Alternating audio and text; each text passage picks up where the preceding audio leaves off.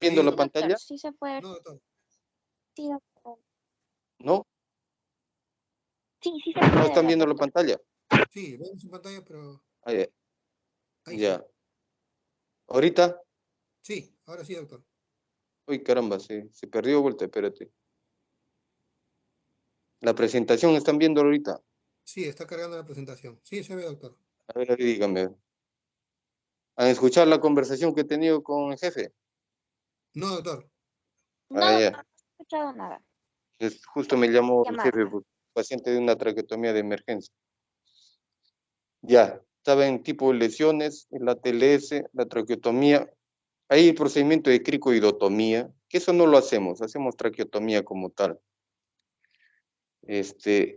Bien, cuando hay traumatismos del cuello, nosotros lo zonificamos al cuello, o sea, lo dividimos en zona 1, 2 y 3. Debajo de la clavícula, o a la altura de las clavículas de la zona 1, entre la clavícula y el ángulo mandibular, zona 2, y del ángulo mandibular hasta la base cráneo, zona 3. La zona 1 es la que tiene mayor mortalidad porque ahí están los grandes vasos y el opérculo torácico. Un paciente con un trauma ahí penetrante, paciente fallece, es difícil que sobreviva. En la zona 2, en cambio, es por el acceso que tiene, es la más frecuente y menos mortalidad porque rápidamente podemos acceder, ¿no? Y también el músculo esternocleidomastoideo nos protege. Y la zona 3 es una zona un poco inaccesible, porque está cerca de base de cráneo y a veces cuando hay proyectil de arma de fuego, quedan ahí los proyectiles y no se hace ningún procedimiento. Vamos a ver, espérate, si es que acá este es el caso de un paciente que con una moladora estaba construyendo y se le fue el disco. No sé si se ve. A ver, espérate.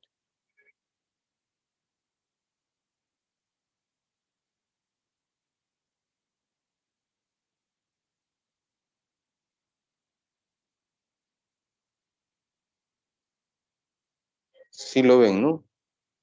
Paciente ahí, por ejemplo, ¿qué zonas están afectadas? Zona 1 y 2, ¿no? Hay una afectación de los músculos, las venas yugulares anteriores y la tráquea, aparte de laringe. Otro caso, un trauma penetrante en órbita.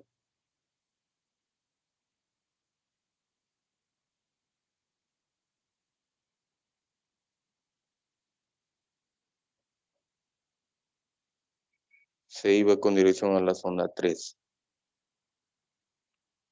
Entonces, los protocolos de manejo, de por sí, el soporte vital básico, eso no lo hacemos nosotros, lo hace el emergenciólogo, cirujano general. Nosotros ya entramos a la evaluación por órganos y sistemas. Y eso va a conllevar a hacer una exploración quirúrgica y ver el control de daños a nivel maxilofacial. Y con respecto a la parte maxilofacial, vemos lo que es fracturas. Acá ejemplos, trauma laringio, a veces se ponían mini placas, pero actualmente con suturas reabsorbibles se puede hacer suturas del pericondrio y puede llegar ahí. Otro ejemplo acá, un paciente con un intento de suicidio, se hizo una lesión a nivel del triángulo anterior, se lesionó tráquea, se tuvo que hacer una traqueotomía, se suturó planos superficial y profundo, que el paciente con traqueotomía electiva por unos 7 días. Otro caso, un paciente con proyectil de arma de fuego a nivel de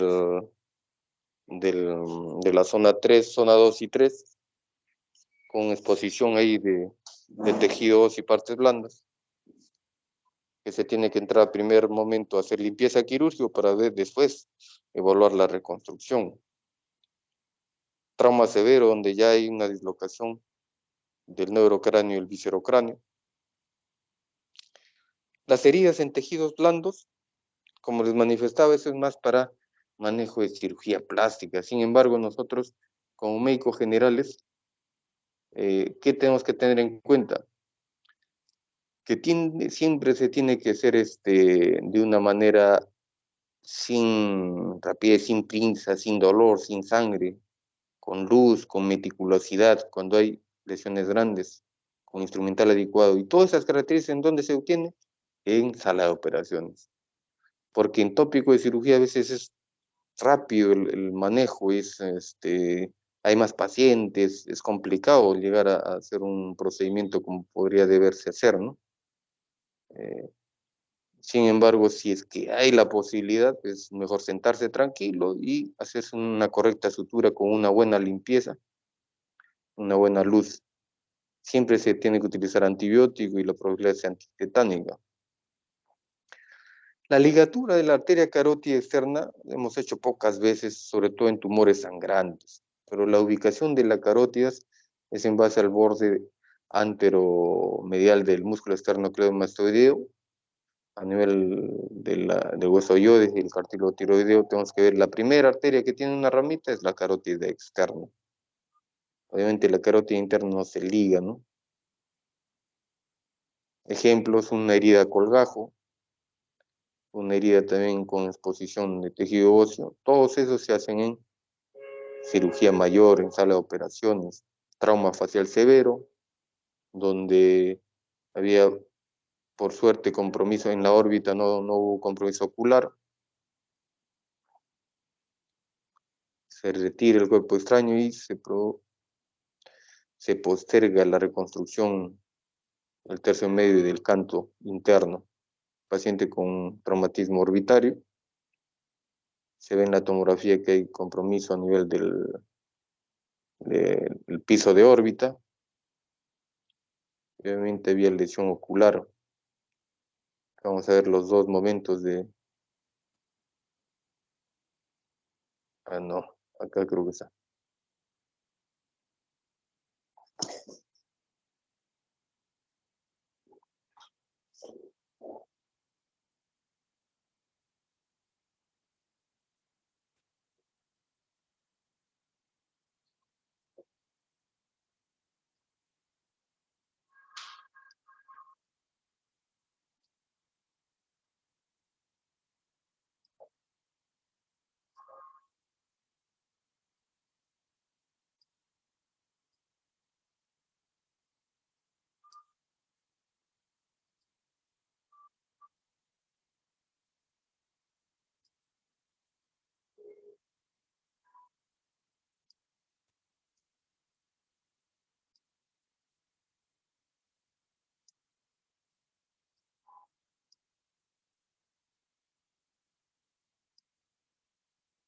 Ya, ven ahí cómo hacemos el retiro. Y al lado atrás está el oftalmólogo pendiente para hacer el manejo del control de daños del globo ocular, ¿no? Acá es un video también, solo que no sea. Espera.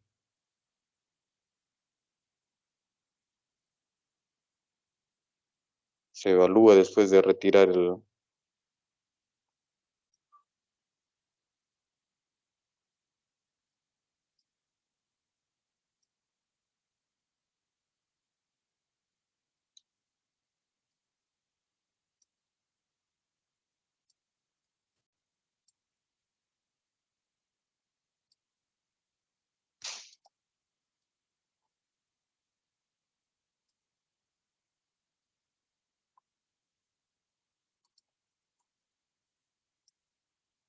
entonces van viendo.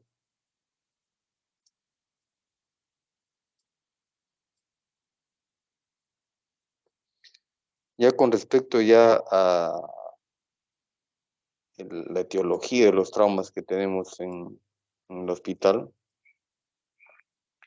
vemos que el mayor porcentaje son por pacientes de tránsito, de forma general. Sin embargo, en el hospital,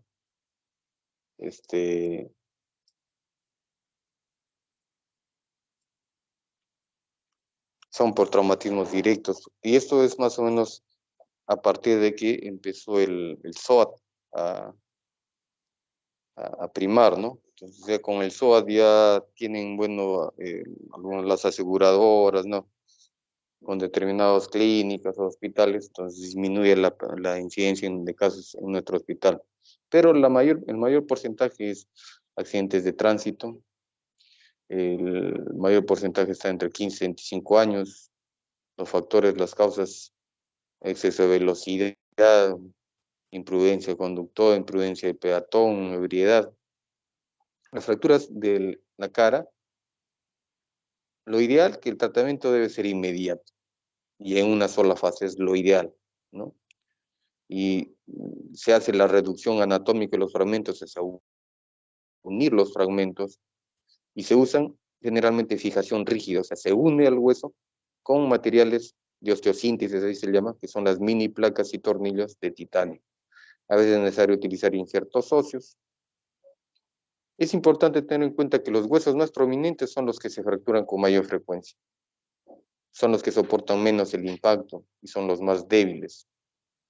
Entonces, por nuestro desarrollo filogenético, para proteger el neurocráneo, en parte del viscerocráneo, hay determinadas prominencias verticales que nosotros llamamos los arbotantes y las horizontales, que son las vigas, que nos ayudan a diseminar el impacto, la energía que llega ahí.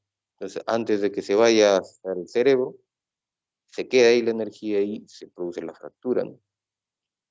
Acá lo que manifestaba que el origen más frecuente es accidentes de tránsito, agresión, deportes.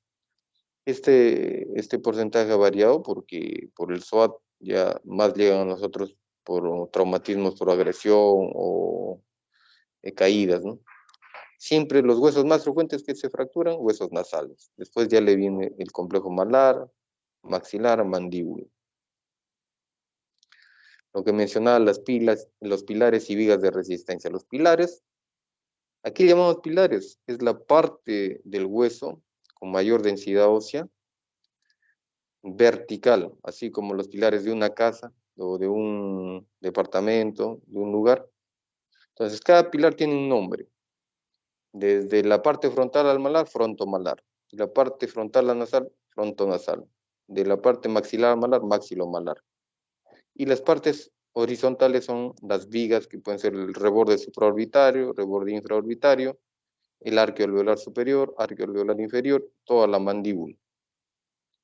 De tal manera que en esos sitios donde hay las fracturas, ahí es donde ponemos las mini placas y los tornillos.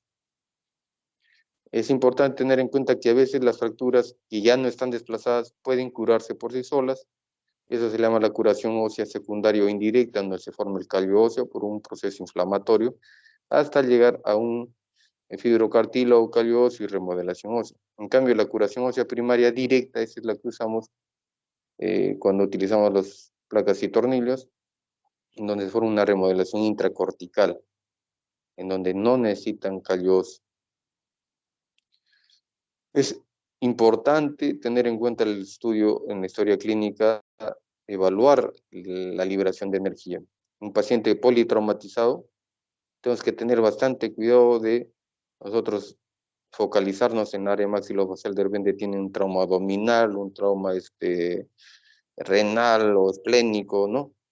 Que requiera algún manejo por otra especialidad con mayor urgencia que nosotros. Nosotros puede estar estable, a veces lo vemos al paciente después de 2 semanas, 3 semanas, un mes, cuando ya se estabilizó y pasan a ser secuelas. Un caso que tuvimos es que un paciente tuvo una fractura en mandíbula bien desplazada, entonces de emergencia lo subieron de frente a nuestro piso y el paciente tenía dolor abdominal, se le pide una hemoglobina estaba en 9, pero seguía con dolor abdominal, se hace interculta de cirugía dicen no, no hay ningún problema. Al otro día continuó con un dolor abdominal, pero ya más intenso. Tiene una hemoglobina 7, recién ingresan a sala de operaciones, el paciente tenía varios traumas en el hígado, el esplenio, el intestino. Terminó en UCI el paciente, no lo llegamos a operar nunca nosotros porque el paciente se complicó más. Entonces, ya con un paciente estable, nuestras armas, como decían en la mañana algunos sus compañeros, es la inspección y la palpación. Con la inspección hacemos bastante en nuestros signos que podemos obtener de todo el marco orbitario, cómo está la distancia interpupilar, la distancia intercantal, cómo está la pirámide nasal, en este caso con este paciente, si tiene una apertura de la boca de 3, 4, 1 centímetro, cómo están los movimientos de la articulación temporomandibular. Y en la palpación bilateral, o sea, con las dos manos, en los dos lados, hacemos una palpación comparativa. Usamos la apertura oral, vemos el movimiento de del maxilar, de la mandíbula, para ver signos de escalones, signos indirectos de fractura, tanto en el tercio medio, tercio inferior y tercio superior. Ya teniendo un estudio clínico, podemos tener una aproximación de lo que es una fractura maxilofacial, solamente con el estudio clínico, o sea, la anamnesis, semiología, tanto en inspección como palpación, ya sabemos dónde está la fractura. Nos podemos con las imágenes ya corroborar. La tomografía no nos va a dar un diagnóstico de fractura, sino clínicamente ya tenemos que tener diagnóstico. Y los exámenes de imágenes que más usamos acá son las tomografías. Sin embargo, pueden ser vigentes las radiografías. ¿Y qué radiografía nos ayuda a nosotros en todo el área de maxilofacial? La radiografía de Waters, la proyección de Waters, que es occipito, vértex, placa. Sin embargo, puede haber otras incidencias de Hirsch para ver el arco cigomático en forma de M del lado acá izquierdo o derecho de ustedes, izquierdo del paciente. Pueden utilizar también radiografías frontal y oblicuo de mandíbula, que nos va a ayudar a ver también la articulación temporomandibular. La radiografía panorámica nos sirve bastante. El problema es que en emergencia no se tiene, pero ayudaría bastante el estudio de una panorámica.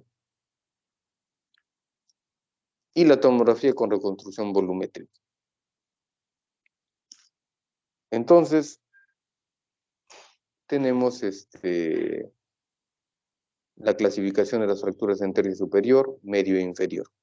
El tercio superior está desde el reborde orbitario superior hacia arriba, hacia el hueso frontal, y del reborde orbitario superior hasta la línea oclusal o la fosa alveolar del maxilar es tercio medio, y toda la mandíbula es el tercio inferior. Las fracturas del techo son de bajo porcentaje y puede haber alteraciones funcionales como una tosis palpebral en este paciente, hemorragia subconjuntival. El manejo es una reducción cruenta por múltiples abordajes con uso de mini placas y tornillos de un grosor de 1.1, es el sistema 1.1. A veces se tiene que abordar el seno frontal y hacer uso de conjunto con neurocirugía para cranealizar, tapar el seno frontal. Las fracturas de tercio medio son las más frecuentes que vemos nosotros. Las únicas fracturas que no vemos nosotros son los huesos nasales, que lo ve el otorrino. Luego las otras fracturas lo vemos nosotros: complejo cigomático orbitario, nasomaxilar, nasomedial y dentoalveolar. Ese es un tipo de clasificación. Dentro de estas fracturas del tercio medio tenemos las fracturas del piso de órbita, que son fracturas en blowout. Generalmente es por un impacto directo al ojo, y el ojo es el que produce la fuerza y rompe la parte más débil de la órbita, que es el piso y la pared medial. Entonces el paciente puede tener diplopía, puede haber un hematoma periorbitario, puede ser que el ojo se caiga, un enoftalmos, una hemorragia subconjuntival, como hemos visto hoy día en un paciente, que es el signo de Rowe positivo. Puede haber atropamiento muscular, o sea, le dices que mueva los ojos y el paciente no puede mover un ojo, hacia arriba sobre todo, se atrapa el recto inferior. Este es el signo de Rowe positivo. Ese es el test de deducción forzada, le hacemos levantar el ojo con una pincita previa a inyección de anestésico y está atrapado, no puede moverse el ojo hacia arriba. Esto es una indicación para manejo quirúrgico. ¿Qué incluye el manejo quirúrgico? Reconstruir el piso de órbita con una malla de titanio. Ponemos un dispositivo en forma de malla que es de titanio, que va a reemplazar esa parte de la órbita. Obviamente hay contraindicaciones. Todo paciente con una fractura maxilomalar tenemos que hacerle que lo dé el oftalmólogo, una interconsulta de oftalmología, para que él dé el pase, porque de repente podemos lesionar más el ojito y causarle un daño, ¿no? Que vemos las fracturas malares, son las que, como manifestaba, las más frecuentes que vemos. Las osteosíntesis se hace ya con sistema 1.5, que ese es el grosor. Fracturas de arco cigomático a veces se dan solas. Entonces, el manejo lo hacemos con una técnica más frecuente, la técnica Gillis, que es en forma de palanca de primer grado. Lo levantamos el arco, ingresamos por la parte temporal, hacemos un cortecito por la fascia del temporal y levantamos. Las fracturas nasales, como manifestaba, lo ven los otorrinos. Eso se hace un tratamiento antes de los primeros 7 días con una reducción incruenta. Se lo levanta los huesos nasales y se los inmoviliza con un taponamiento y una férula externa, un yeso. Dentro de las fracturas maxilares propiamente dicho, hay una clasificación que, si bien es cierto sigue vigente, no se ve tanto porque ya los mecanismos de traumas han cambiado, ¿no? Antes Leffort fue un médico que se dedicó a evaluar el tipo de fracturas, propuso su clasificación Leffort 1, 2 y 3, pero eso lo hizo con un experimento en su época, ¿no? En 1900. Ahora las fracturas son de mayor intensidad, pero siguen vigentes. La fractura 1 es fractura horizontal, Leffort 1, que se va por toda la apófisis alveolar del hueso maxilar hasta llegar a la apófisis pirigoides, el esfenoides. Manejo, osteosíntesis con mini placa. El abordaje se hace por vía vestibular oral, se hace cortes en surco vestibular y se llega al hueso y se pone las mini placas. Leffort 2 es piramidal, ya el trazo de fracturas va entre el hueso malar y maxilar y se va por el reborde orbitario hasta la pared medial de la órbita y luego baja hasta la apófisis pterigoides del esfenoides. Igual se usa mini placas y tornillos por vía intraoral. A veces se tiene que hacer transconjuntival, o sea, por el ojito, si es que el reborde orbitario está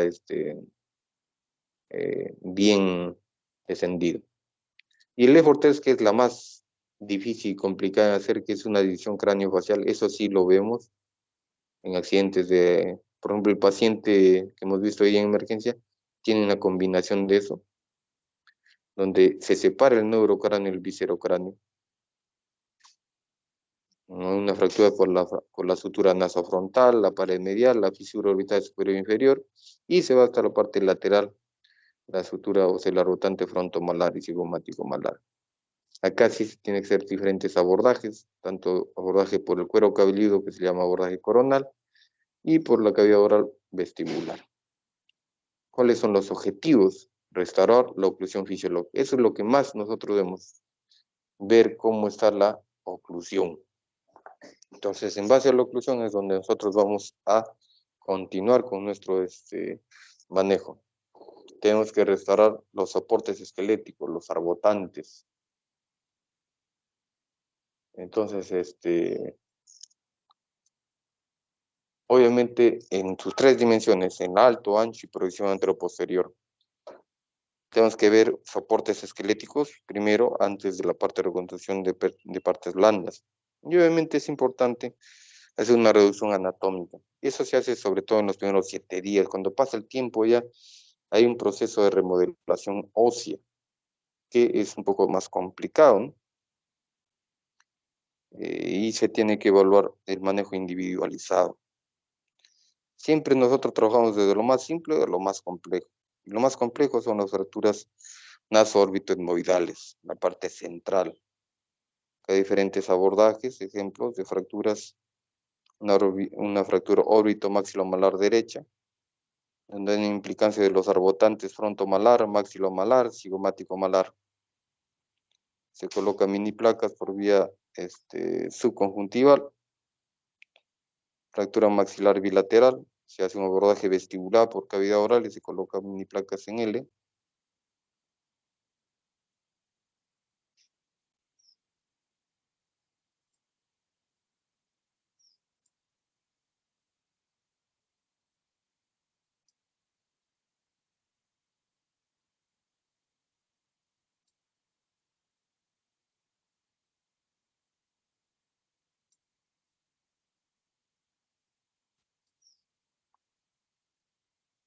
La del tercio inferior, la fractura de mandíbulas, es el único hueso que se mueve.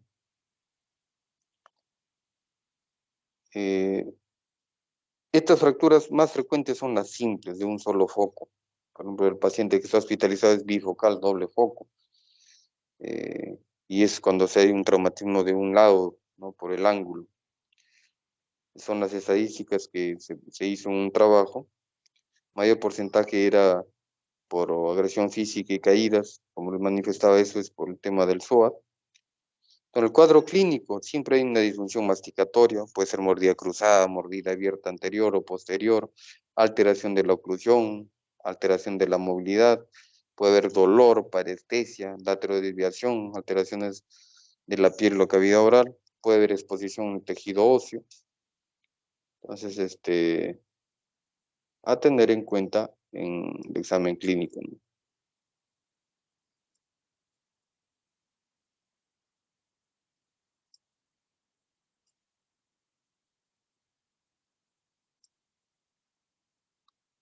Los puntos débiles de la mandíbula es el tercer molar, el alvéolo del diente canino y el cuello del cóndilo. Justo en esos sitios donde se producen las fracturas. Entonces, la fractura más frecuente es la fractura de ángulo y la fractura subcondilias. Ejemplos de fracturas donde ve el signo de escalón, mordida cruzada, caequimosis, si hay un signo de escalón en las piezas. Nosotros lo dividimos por cuadrantes también, cuadrante 1, 2, 3 y 4, de acuerdo al maxilar del lado derecho, izquierdo, y el inferior del lado derecho, izquierdo. Trauma severo, donde hay compromiso de partes blandas, y es una fractura panfacial. Cuando está implicado 2 o más tercios de la cara, lo llamamos fractura panfacial. Ejemplo, una fractura del cuello cóndilo, una fractura complejo mandibular. Aquí es donde a veces puede ser que el paciente no lo puedan intubar bien y necesite una traqueotomía porque es inestable. Entonces, puede haber clasificaciones de la fractura de mandíbula en base al trazo de fractura, por su región anatómica o en función a la dentición, si es edéntulo total o parcial. Las fracturas mandibulares simples en la región del ángulo eran 30.9%, o sea, más frecuentes. Después le seguía las subcondilias, pues la parasinficiaria del cuerpo y por último los de la rama ascendente. ¿Cómo hacemos el tratamiento? El manejo en base a la emulación del foco de fractura. Restaurar la normoclusión y funcionamiento mandibular, o sea, de la articulación temporomandibular. Se fija la estructura hasta la curación y se evita posibles complicaciones. Para eso tenemos que entender la biomecánica de la mandíbula, porque hay músculos que abren y cierran la articulación. Pues cuando hay una fractura, puede ser que los trazos, los focos, uno se desplace o permanezcan juntos. Si es que permanecen juntos los focos fracturales, se considera una fractura favorable. Pero si se desplazan, es una fractura desfavorable, como en el ejemplo. Acá es una fractura que va del trazo de atrás hacia adelante y la acción del macetero hace de que se unan los focos fracturales. En cambio, acá al revés, de adelante hacia atrás, por acción del macetero, que es el más potente músculo, se separan, es una fractura desfavorable. Para eso tenemos los conceptos de tensión, donde hay zonas en la región alveolar que su retención se aproxima, y hay otra área que es de compresión, comprime.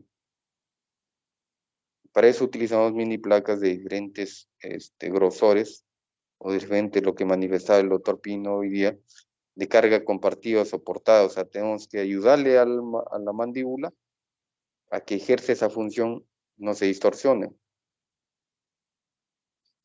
Entonces, el manejo puede ser reducción cerrada o reducción abierta. Reducción cerrada cuando no hacemos ningún procedimiento de corte intra o extraoral, solamente hacemos un bloqueo intermaxilar. Lo unimos el maxilar superior con el maxilar inferior, como en la figura. Que lo podemos hacer con tornillos de bloqueo o con arcos de Eris que son como con alambres y material de acero que van del maxilar en cada arcada ahí. Y la reducción cerrada se hace en paciente dentado, con férulas, con tornillos de bloqueo, de las dos formas, es el bloqueo internacional. En desdentados pueden utilizar su misma prótesis, unirlas, es el material que utilizamos, el arco de Eris, los alambres, las vendas elásticas, para cortar el alambre. O hacemos tornillos de fijación intermaxilar, son como tornillos que unimos a cada cuadrante y lo unimos con alambre o con ligas. ¿Cuándo utilizamos esto? Cuando hay fracturas favorables no desplazadas, que son muy conminutas, cuando hay pérdida de partes blandas, fracturas en niño con gérmenes dentarios, fracturas condilias que no están desplazadas. Entonces, paciente que tenga dientes, se le hace fijación intermaxilar. En cambio, la reducción abierta ya es un poco más compleja. Es necesario tener mini placa, mini tornillos, y brocas para hacer los huequitos, ¿no? Hay diferentes tipos de placas, de diferentes grosores. La placa de reconstrucción es una placa de carga soportada. Ahí en la placa es donde se ejerce todos los vectores de fuerza que el paciente al hacer el movimiento de la mandíbula lo requiere, ¿no? Indicaciones: fracturas de ángulo, de cuerpo desfavorables, fracturas múltiples faciales, puede estar asociadas con tercio medio o subcondilias, pero desplazadas. O en indicaciones de reducción cerrada, pero con pacientes que tienen enfermedades sistémicas, ¿no? Y con lo contraindiquen, como la epilepsia, enfermedades psiquiátricas, enfermedades gastrointestinales. Acá vemos un caso clínico, una paciente con una mujer de 42 años, sufre traumatismo facial. En las placas se ve una fractura de cóndilo desplazada y una fractura parasinficiaria contralateral. Se hace un abordaje, una reducción cruenta con un abordaje vestibular. Para la fractura parasinficiaria se pone 2 mini placas del sistema 2.0, 2 tornillos a cada lado, y en la subcondilia se le pone una mini placa, paciente en sus controles sin ninguna alteración.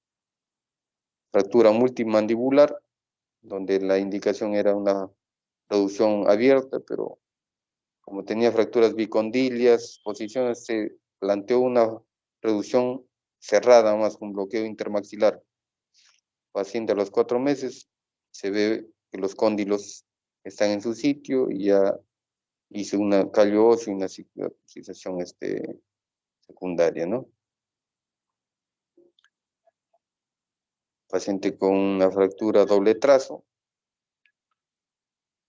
se le coloca una placa de reconstrucción de carga soportada. Por último, un paciente con una fractura panfacial con compromiso de tejido óseo y también compromiso de tejido blando, ¿no? Donde se tienen que hacer reconstrucciones por etapas, tanto del tejido óseo como las partes blandas. Los cuerpos extraños son parte de algunas emergencias que nosotros tenemos también, que actualmente ya es poco la incidencia porque la pericia de los gastroenterólogos hace que ya no requieran nuestros servicios, pero había un tiempo en que sí lo necesitábamos, ¿no? A veces venían chapas, habían huesos de pollo, prótesis dental. Bien, eso es con respecto al traumatismo, fracturas. ¿Alguna pregunta que quieran hacer? Si no, hacemos la parte del tumores y quiste maxilar al toque.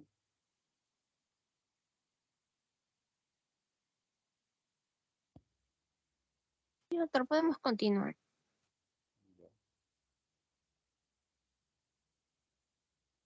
¿Me están escuchando? ¿Aló?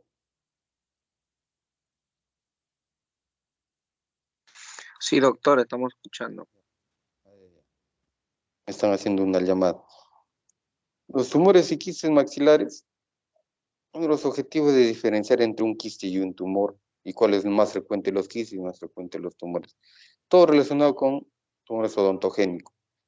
Los quistes, en realidad los quistes son bolsas conectivo-epiteliales que adentro hay un contenido líquido o grumoso, ¿no? Y dentro de los quistes odontogénicos lo podemos caracterizar en 3 tipos.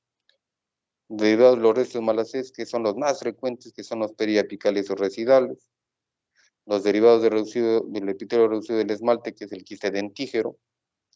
Y los derivados de la lámina dental, que son los más agresivos de los quistes, que es queratoquiste. El periapical, el primer grupo, es el más frecuente, se causa por caries dental o traumatismo del diente. Y eso más lo manejan los odontólogos, ¿no? Retiran el quiste y hacen manejo del diente cariado, que puede ser una extracción dental, una exodoncia o una endodoncia.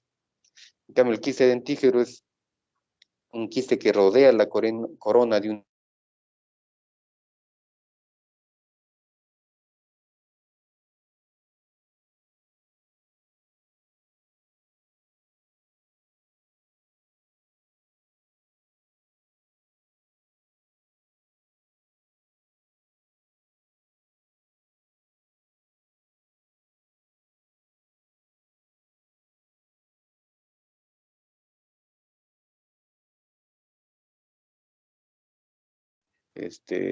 del diente a su posición. Acá ejemplo, por ejemplo, una radiografía panorámica, se ve un área radiolúcida con una imagen radiopaca, pansoleada. Se hace un abordaje vestibular, se hace un curetaje, la enucleación, un retiro del quiste con la pieza dentaria. El queratoquiste, como les decía, es el más agresivo, porque a pesar de ser una lesión benigna, no es un tumor, puede ser un comportamiento parecido a un tumor, ¿no? Y se puede asociar a un síndrome, que es el síndrome de Gorlin-Goltz, donde hay diferentes manifestaciones: carcinoma vasocelular, puede ser alteraciones de los dedos de la mano, alteraciones de espina bífida, puede haber alteraciones de las costillas. El manejo es desde nucleación hasta resección con osteotomía, ¿no? Sacarlo parte del hueso. Por ejemplo, un quiste radicular, se hace curetaje. Nosotros le llamamos curetaje a lo macho porque limpiamos fuerte y sacamos todas las membranas. Y a veces se utiliza sustancias como el yodo formado para quemar toda esa zona. A veces el quiste aneurismático, que no es un quiste odontogénico, que puede confundirnos también y al hacer la biopsia sangrar demasiado. A veces se produce por traumatismos, más frecuente en niños. Y los tumores sí ya son una proliferación de tejido óseo. Las exostosis, más conocidas como hiperostosis, son protuberancias óseas benignas, que las más frecuentes son el torus palatino, que está en la mitad del paladar, o el torus mandibular en la cara lingual de la mandíbula. Estos son de crecimiento muy lento, más frecuente en mujeres, en la edad más o menos adultez, la primera 30, 40 años. No requieren un tratamiento como tal, a menos que el paciente tenga que utilizar prótesis o se lesione ya cuando come. Cuando eso sucede y tiene una indicación quirúrgica, lo que hacemos es hacer un cincelado del hueso, una remodelación del hueso con una fresa. El osteoma sí, es una lesión benigna de tejido óseo maduro y bien diferenciado, ¿ya? Su estructura es predominantemente laminar, es igual como las exostosis, su crecimiento es bien lento, no produce molestias, y el manejo también es observación. Puede ser los osteomas clásicos, que son los eburnios, esos son los que más vemos, tipo marfileoide, duros, compactos, que se ven radiopacos. Acá un ejemplo, un osteoma frontal, se hace la resección, se retira el hueso, placa, osteoma mandibular, osteoma frontal extenso, un niño, este es el abordaje coronal, que es un corte por el cuero cabelludo de un lado a otro lado, la región preauricular de un lado a otro, se retira el hueso y se reconstruye con tejido óseo alrededor. Eso entramos con neurocirugía. Esos temas pueden ser esponjosos, eburnios, como lo había manifestado. El eburnio es el más compacto, el más frecuente también que vemos. El tratamiento en los asintomáticos es solamente observación. Salvo que tengan alteraciones funcionales, ya requiero cuestiones estéticas, ¿no? Por ejemplo, acá no sé si es un osteoma o un osteocondroma de la coronoide.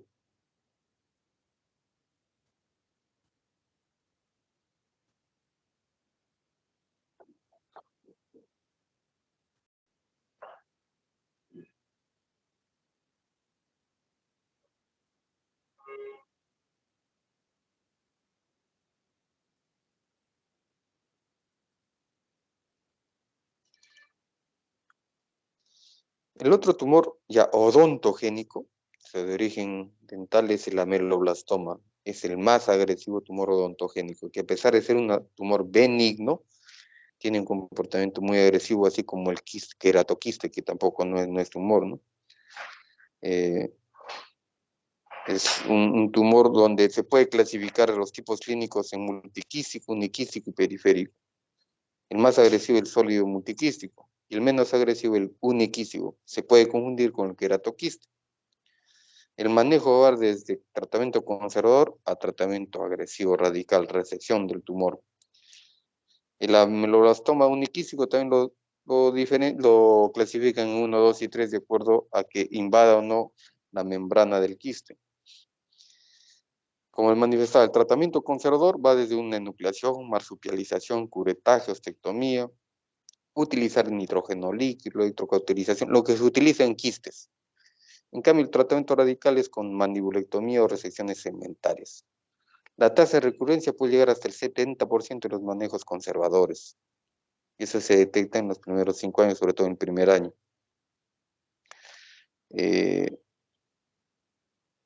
Entonces, los 3 grupos clínicos, o sea, el sólido multiquístico, el uniquístico, el periférico, el manejo es en relación a las modalidades de tratamiento, va a depender del uniquístico, sólido multiquístico, ¿no?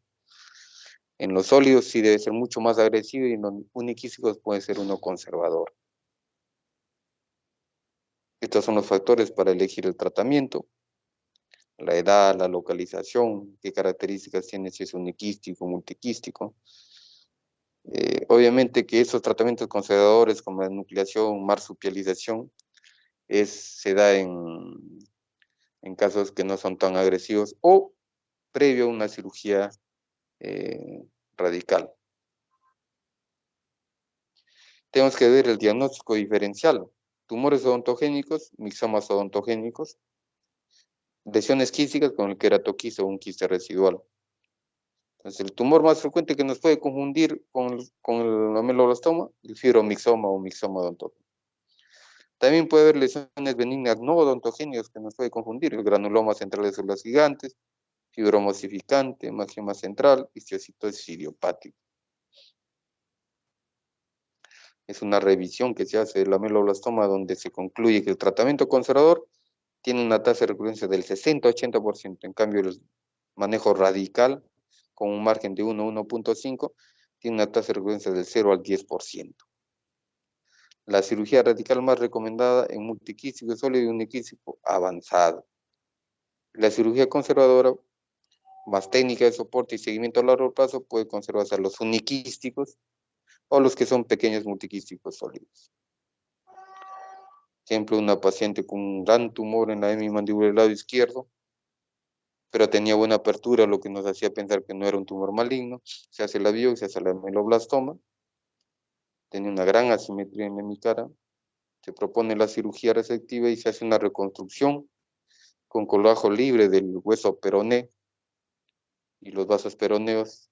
Se hacen una cirugía microvascular, se talla ahí con una placa de reconstrucción 2.4, que es de soporte, de carga soportada. El paciente en los controles con una diferencia abismal, ¿no? A veces se hace una diferenciación entre el ameloblastoma y el queratoquiste. A veces en las imágenes pueden ser iguales. La ubicación de los dos es en la mandíbula más frecuente. Los queratoquistes pueden venir con síndromes, el síndrome de Golin-Goltz. El ameloblastoma es mucho más agresivo que el queratoquiste. La diferenciación, algunos manifiestan con la resonancia magnética, nosotros no utilizamos resonancia magnética, suficiente con la tomografía, pero el diagnóstico ya preciso que nos van a hacer es con la biopsia quirúrgica. Ahí sí vamos a tener el diagnóstico, que es diferente, obviamente, el ameloblastoma con el queratoquiste. El tratamiento, el pronóstico, la tasa de recurrencia son parecidas de los dos si es que en el ameloblastoma se hace manejos conservadores. Vamos a ver ejemplos, tumores ameloblastoma, se hace una mandibulectomía segmentaria, se hace una reconstrucción con ojo de peroné microquirúrgico. Otro tumor en mandíbula lado izquierdo, se hace una mandibulectomía. Una paciente con un gran tumor mandibular quístico, se entra a explorar, a hacer una biopsia, probablemente un ameloblastoma por las características de que se reseca.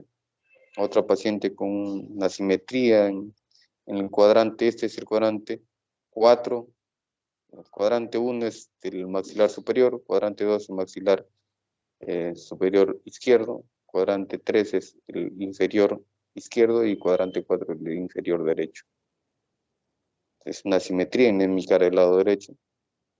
Se hace una mandibulectomía. Estas mandibulectomías son diferentes a las mandibulectomías oncológicas, porque acá solamente saca el tumor, el hueso, no con ganglios o otras estructuras, y se coloca un hueso de cresta ilíaca, ¿no? Un hueso, un injerto óseo de cresta ilíaca. Bien, ¿alguna pregunta que quisieran hacerme? He tratado de ser rápido, así, para que tengan tiempo también para que hagan sus otras actividades.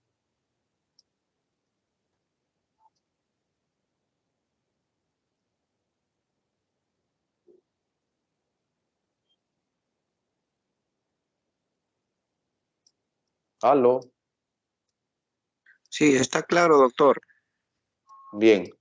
Entonces les dejo, estimados alumnos, para que continúen con sus actividades. Sé que el tiempo acá pues es bien complicado.